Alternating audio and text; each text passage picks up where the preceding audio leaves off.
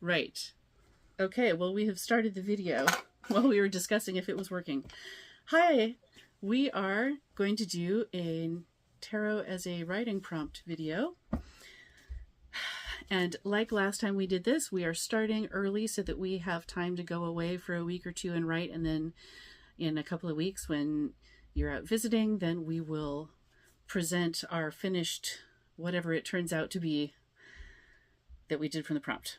Yes? So we have, we have our book here, and we're going to draw a card and see what happens.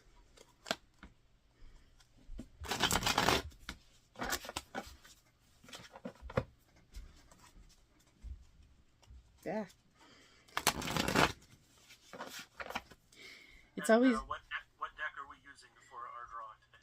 We are using my own deck. We're using Githa. Oh, good. I use my own. I think I always use my own deck when I do these prompt videos.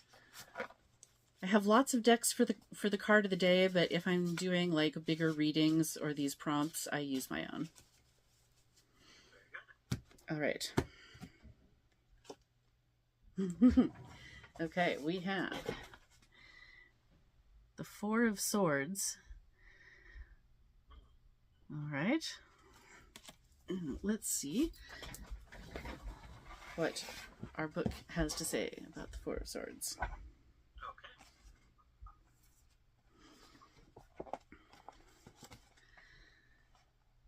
Give yourself mental space with the Four of Swords. Most creative people think and move fast. We're impulsive, we're responsive, we're dynamic. These qualities often help us come up with exciting new solutions or highly resonant and deeply felt artistic expressions. But these qualities can also be exhausting, and they don't allow much time or space for rest or for processing. Creativity needs time to percolate. I'm side-eyeing you directly ahead in my screen here because this is a subject that the two of us have visited regularly and pointedly. Because when it says time to percolate, it means like a year or two or three, right? That's what it's talking about? I mean, sometimes.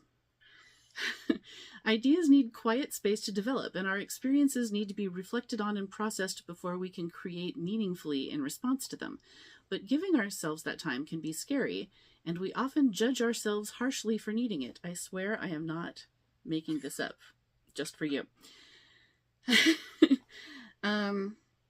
know, your personal deck always has things to say to me when we do this. It does. Your personal deck knows me too well. Strange that. Yes. Okay, so I'm not gonna read this entire page, but basically the Four of Swords is a card about taking a strategic retreat and rest, to regroup, to be pragmatic about your need for rest and refreshment. Okay, so let's see what our prompts are here. So first prompt is create a sanctuary playlist that you can put on anytime you need to zone out and be with your thoughts for a few minutes. So as a writing prompt, I would say that would be a story about someone who is listening to a song that makes them slow down and rest. Okay. Yeah. Write a silent film about a soldier who finds a moment of rest between battlefields, or a story, obviously. Design a collage inspired by the stained glass window that sits above the sleeping knight in the traditional card, which I do not have on me at this moment, but I will find a screenshot of it and insert it in this video somewhere here. There, maybe. Okay. Above sleeping night. How can you weave the themes present in this card into your art, into your collage, into your story? Yeah, so write a story about the stained glass window and the themes in the card. Or journal about or write about what helps you give yourself mental space to process information, experiences, and emotions. Or your character, right? Write a story about how your character finds mental space to process their information, experiences, and emotions. Okay. Okay. There's a lot of interesting possibilities in here. There are. And then there is a spread that goes with the Four of Swords. And it has you, and you could do this with your deck there, you, Jerry, or you, the watcher.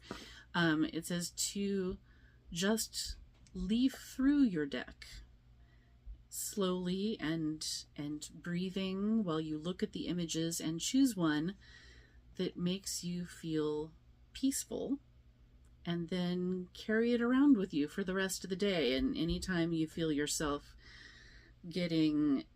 feeling overwhelmed with busyness, to pull it out and have a look and give yourself that little moment of rest and reflection.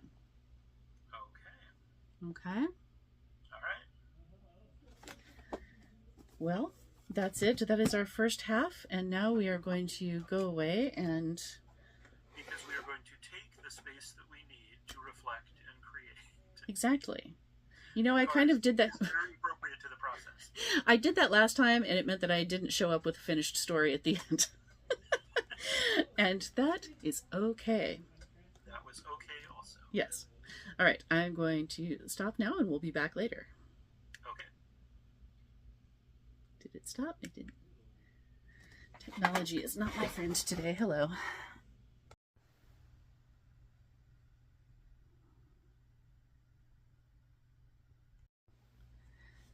Okay, we had to come back in for just a minute because we have a guest star.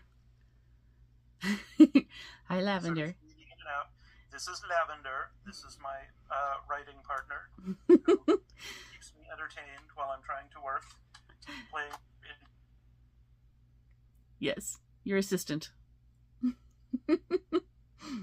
Okay, that's all. We just had to get a cameo. Back in a bit. Okay. We went away as advertised. And came back with stories. And we're back now. So, we thought it would be fun if we read each other's stories to you and to each other. So, well, my tablet is doing some weird, how bright is it or isn't it thing, so good luck with that. Okay. Do you want to give any intro to your story? Oh, I guess I should introduce the character maybe, since... Yeah, this is a character that Lynn has been working on for about 2 years now and is still creating more mythology to go with this. There are 2 other stories and 1 unwritten story about this character. We talk about her a lot, so... Yeah. It's not technically about her. No, but it's about... Yeah. Yeah. She has a... You know what? Never mind. Just read it. Yeah. We'll let him figure it out. All right. So this is the tarot writing prompt on the Four of Swords. Maggie powered down the electric typewriter for the day and was straightening her desk when Sue walked through. Hey, Megs, I've got this flyer about the new company picnic to go up in the break room. Do you have some tacks? Sure, she answered, reaching into her top drawer. She pulled out a handful of colorful push pins, among which were 4 novelty tacks shaped like daggers. She wondered briefly who had left those before passing them along to the HR manager, who stood to pull on her jacket. Oh, those scratches look angry. Were you mean to the cat? Sue teased as she grabbed Maggie's arm to inspect the morning's 4 new red gashes. I've got some hydrogen peroxide in the closet. No, it's fine. I was just in a hurry this morning. I'll take care of it at home. See you tomorrow. Maggie hustled out of the office. If she hung around bantering with Sue, she'd miss the bus, and then she'd be late to dinner, and Patty and Nonna Silva would be upset, and she'd feel guilty about leaving again, and she'd be late for the shift she had at the bar later tonight. She plopped into a bus seat and rubbed her eyes. 2 jobs, plus a precocious preteen, was exhausting. Even having lucked out to find a house share with an Italian grandma who liked to babysit didn't allow any room in the budget to save for future college expenses. Maggie was determined that her daughter would have a better head start in life than she had herself, moving around every couple years at the whim of Mama's cards. Her well-worn internal argument was interrupted by a jolt of the bus and the realization that she had missed her stop. Hurrying back along the sidewalk, a gust of spring wind blew around a tree and deposited swirl of stray leaves and litter into the air in front of her. A flash of color drew her attention to a piece of paper that had settled directly in her path. She bent automatically to take it to the trash can and saw that it was a tarot card, the Four of Swords. Maggie glared at it.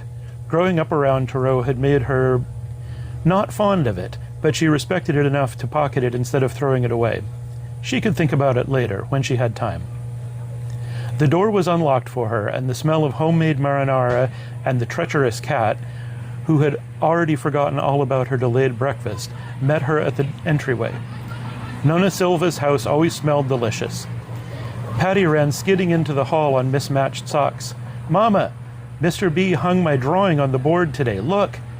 She held out a picture of a sleeping man with 4 sword hilts sticking out from under his pillow. "I drew it from a dream I had last night. Do you like it?" Maggie stifled a sigh and pulled her daughter in for a hug. "It's lovely, Patty. Good job. Does it remind you of anything?" "It reminds me of Mr. Edward, the school custodian, and a little bit of the story about the man who fell asleep for 100 years, Patty said promptly. This was their question, and Maggie loved hearing what her kid came up with for answers. One day soon, this magical being, this tangled-haired, imaginative child, would morph into a taciturn, cranky, underslept teenager, and she was determined to enjoy every minute of it before then. "You know what it reminds me of?" She pulled the card out of her pocket and handed it to her daughter. "Oh, it's like Bibi's cards. What does this one mean?" "It means, my little duckling, that your mama needs some rest." They turned to see Maggie's mother, Elisabetta, sweep into the room. She wore a rainbow of brightly colored fabrics, skirts, flowing sleeves, shawls, and another silk scarf tied around her long silver hair off her face. "Bibi!" Patty yelled and threw herself at her unpredictable grandmother, who wandered in and out of their lives seldom enough that she still called her by the name she'd stumbled on as a toddler, but often enough to be exciting, exotic, beloved. "Oh, no," groaned Maggie under her breath. "Mama, I'm glad to see you, but I can't stay and visit. I'm just going to eat and put Patty to bed, and then I'm working tonight." Yes, my Daisy, I will visit with my granddaughter. Go and work and give your notice, because you can't keep up this pace or you will make yourself sick." Nona Silver stuck her head out of the kitchen to agree. "Listen to your mama. You're going to work yourself into an early grave." She gave Elisabetta a conspiratorial wink. "I keep telling her, but she doesn't listen." Maggie dragged a hand over her face. "Mama, I'm saving for—" Elisabetta cut her off. "No." She pulled a red bank passbook out of her bag and handed it over. "The cards and I have been putting money away since Patrizia was born, and I have a customer, may he prosper, who showed me how to invest it. It will tend to itself, and I will tend to her, and you, my Margarita, will rest." "But she needs to study," Maggie protested. The older woman shrugged. "She does need to study. The cards. And on the plane on the way here, I read for a woman who needed to find a sublet. I'll be staying through the summer. So you can work only one job, and Sylvia can go home to Firenze to visit her sister." Maggie stared at her mother, trying to decide which follow-up question to ask first. The phone rang, and they could hear muffled exclamations of surprise across the apartment when Sylvia answered, but the women stayed silent, eyeing each other, weighing past history against present need. Sylvia broke the tension by calling them to dinner. As they sat down, she told Maggie, "Maria says you don't need to come in tonight, or for another week. The police closed them down this afternoon after they arrested Tony for dealing weapons under the bar." Maggie gasped, but before she could ask any questions, Sylvia continued.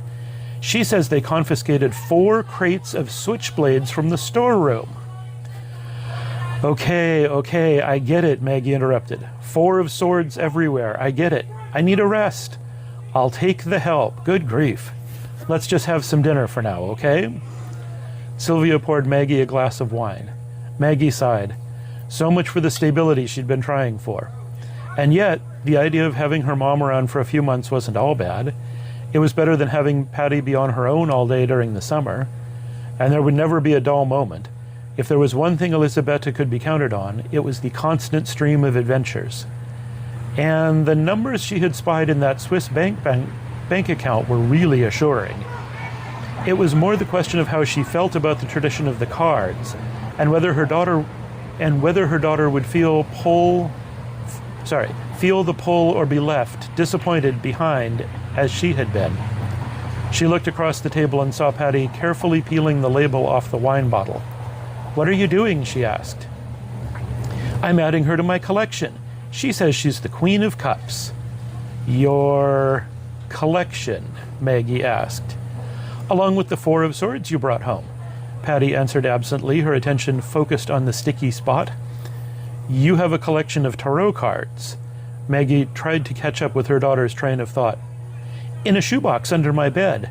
Patty finally looked up and saw the expression on her mother's face, a mixture of confusion and nostalgia and sadness and acceptance. "Not all the cards I find, only the ones that talk," she clarified, and then shoved an enormous meatball in her mouth like a hamster and went back to her careful peeling, all the while chewing. Maggie looked sharply at Elisabetta, who smiled and gave an elegant half-shrug. "I've been working on a recipe for my special tea that's based on cola instead of brandy." She pulled a flask out of a pocket and set it next to the bread. Maggie took a deep breath and let it out slowly. With all the internal calm she could muster, she pushed back from the table, nodded to Sylvia, and announced, "Well, thanks, Mama. I think I'll go to bed early and let you two catch up. After all, I need some rest."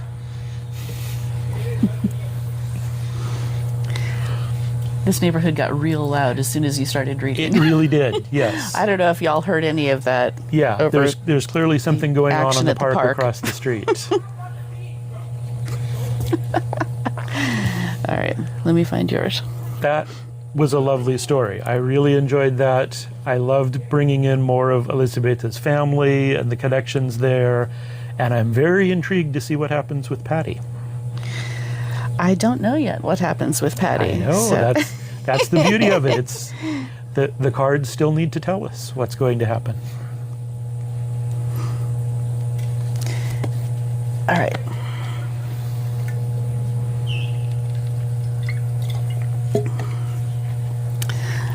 So I have not read this one yet, so this is a surprise for me as well as for you all. Yes. The House of Rest. The battle was over, but the war rolled on like a slow-moving storm across the face of the realm. The hastily assembled forces of the Duke of Glamdrin, household knights and mercenary soldiers and conscripted farmhands, had held the pass through the hill country, turning back the tide of the legion of the Earl of Uldor. The Earl's men had been driven back, turning to march eastward to regather their strength, with the Duke's men in harrying pursuit. Can they harry? They should be able to harry, yes. All right. The question of kingship of the realm, it seemed, would not be decided here. Among the victorious side, Sir Herod of Eastmore did not care who would be king. All that mattered was that men who desired to be would continue to pay for the services of a sellsword, a knight and a company for hire that would fight to make it so. Sir Heron had been 5 days in the Battle of the Pass, sun up to dark in armor and saddle, hard charging with lance against shield walls, fighting in close sword work, running rough over lines as they broke and ran. In the days after, his company mustered and rode out east, seeking more battle and more coin. Sir Heron rode west, alone. The wooded hills gave way to rolling moorland, leaving behind burned villages and looted farms. Sir Heron had seen no sign of any other travelers for days when he came to the chapter house.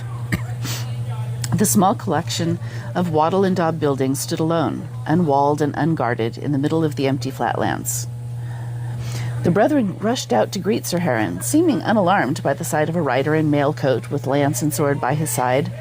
They did not speak, but communicated their welcome with gestures and kind eyes.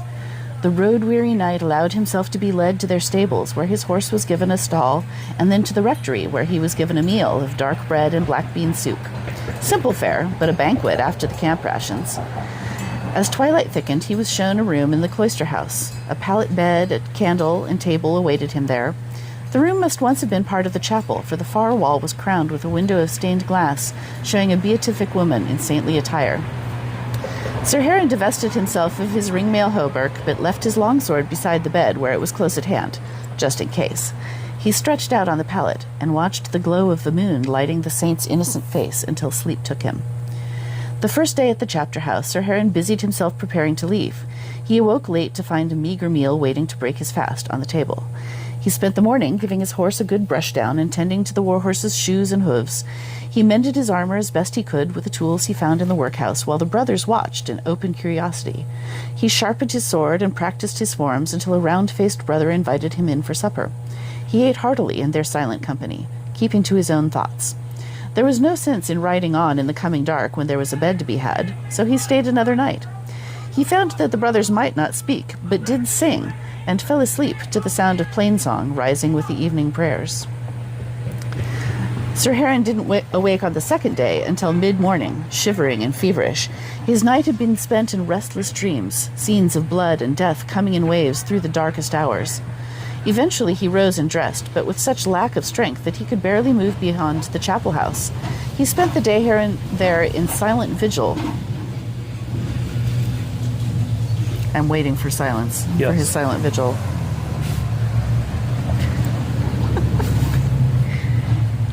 Maybe those cars are full of all the shouting people. I'm hoping that is them leaving the park. Okay. He spent the day there in silent vigil, although he knew not what for, while memories of strife and warfare long past played over in his mind's eye. He rode out the waking dreams like a ship at sea in a storm, seated on the floor with his back to the altar railing, at times weeping and at times cursing, until at last the raging tempest in his mind broke and stilled, leaving him to make his way back to his pallet bed.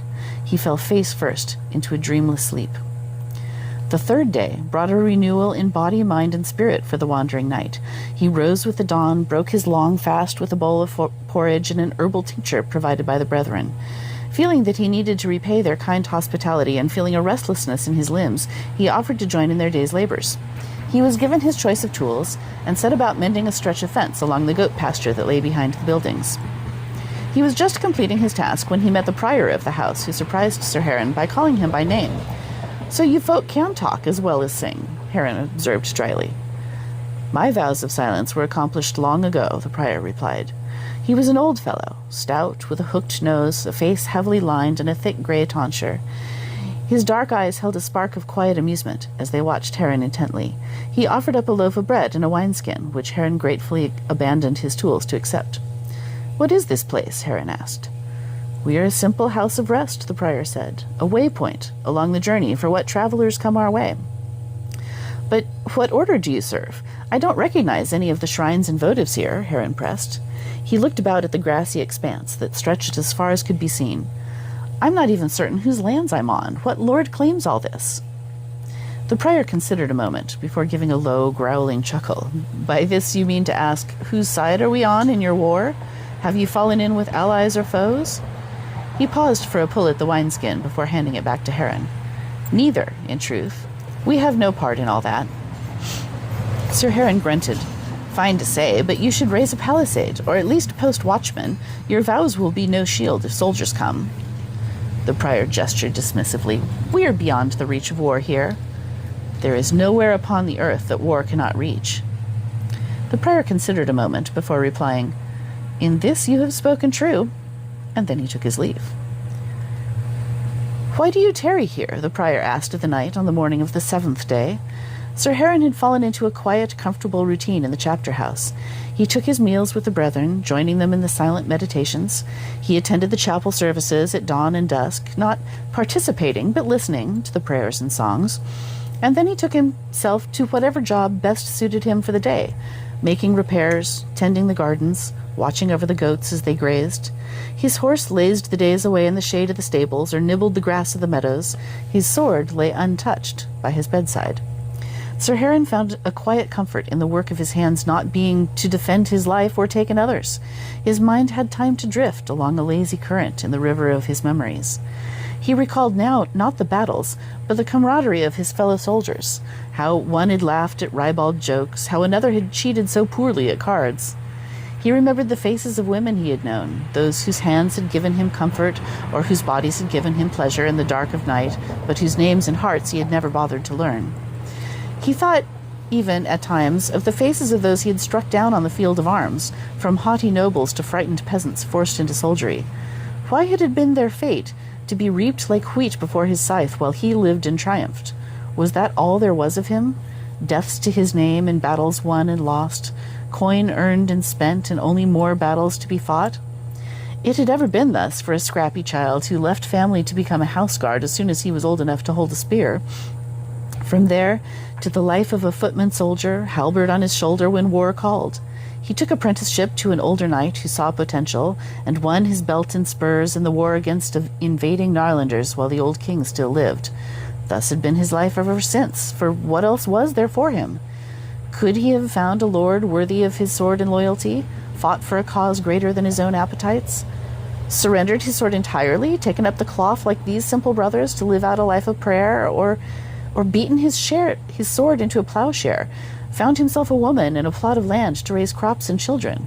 And so his thoughts turned as he worked, remembering the past, dreaming of futures that might have been, and considering them all folly.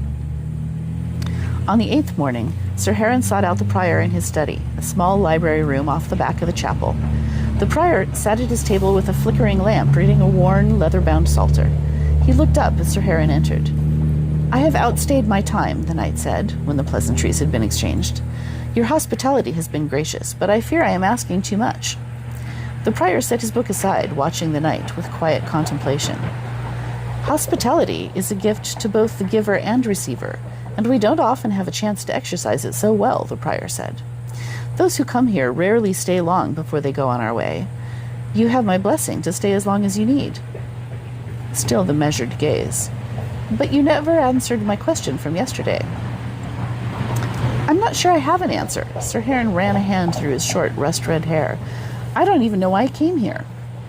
In truth, he didn't even remember leaving the battlefield and choosing to ride west. It simply happened.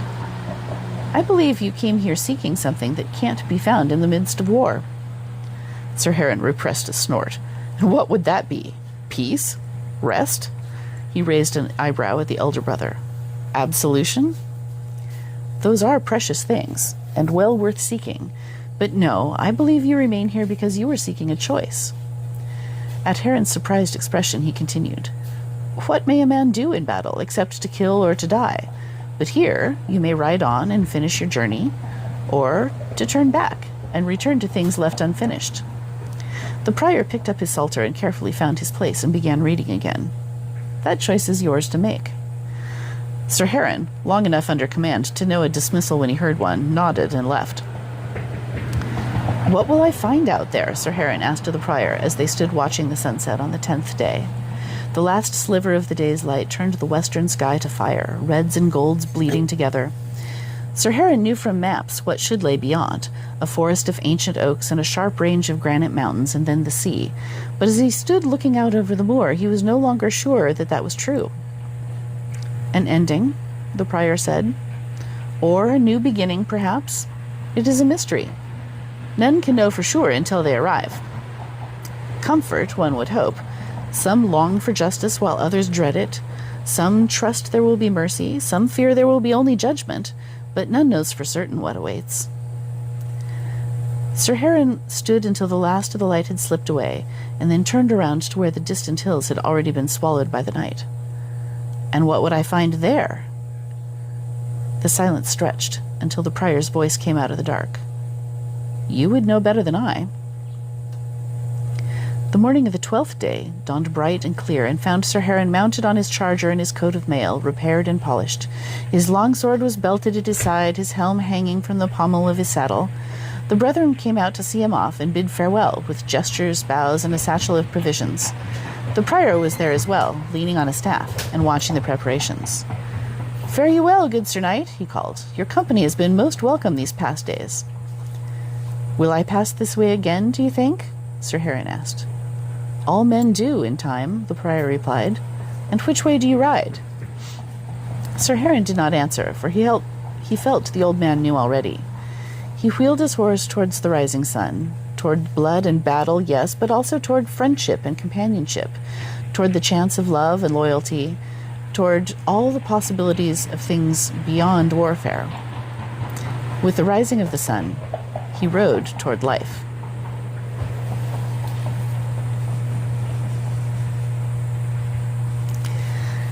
So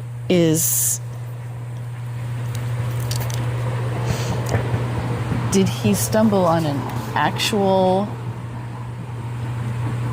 house of monks, or was this entire thing a fever dream? It's open to interpretation. It's definitely not a normal house of monks, I would say. It is not a place that you would find on a map, but it is a place that all men have to go eventually.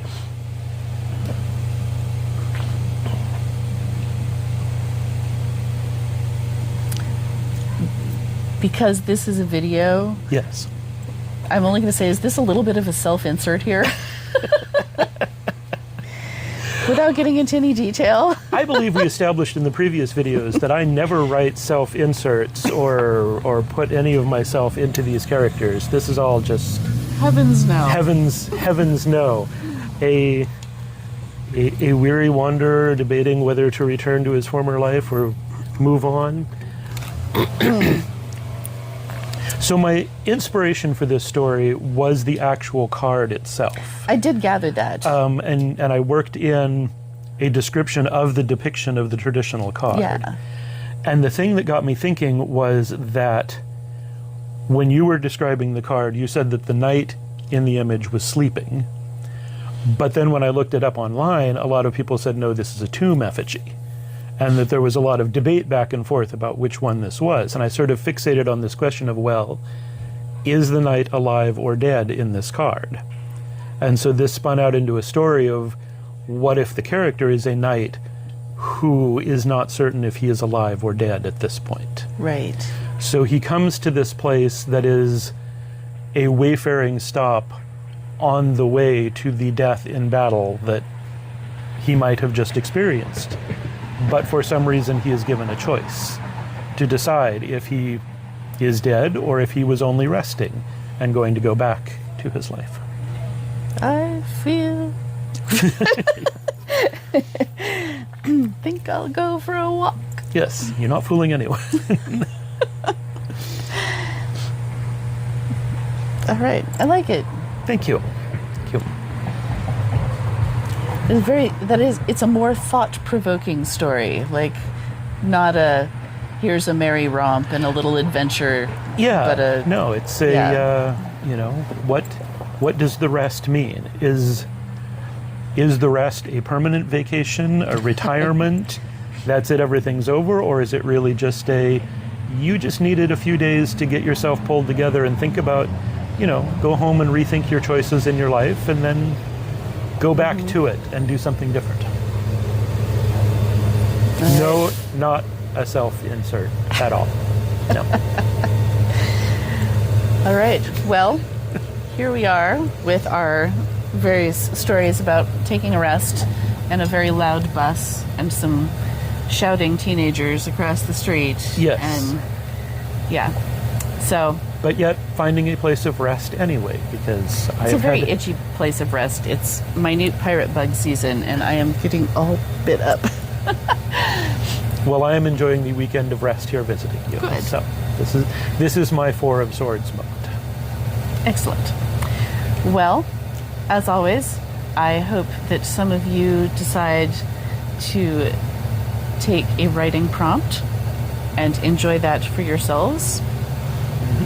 We'll see you again another time.